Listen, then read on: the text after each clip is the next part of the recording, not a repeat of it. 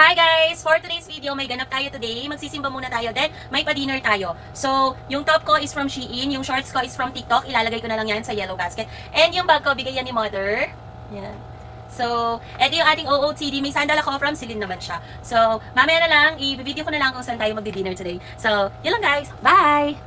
Meanwhile, Di ko naman expect na dito pala kami sa Wagyu Hotpot Grill mapapadpad. Di na kami inabot sa The Beef Deli dahil sobrang gutom na rin. Yan sa favorite restaurant ko malapit sa Phil-Am Friendship Highway, Anunas, Angeles City. Hanapin nyo lang ang Wagyu Garden Hotpot at panigurado magugustuhan nyo yung loob at labas. Di ko na nga masyadong na-videohan pero i-search nyo na lang sa page nila sa halagang 7.99 pesos ma-e-enjoy mo na ang set na yan. Unlimited din yan. Plus may libreng ice cream after. Walang service charge, mababait ang mga staff, ipagluluto pa nila kayo. Mas may banda din sa labas. May naantay nyo, i-go nyo na yan.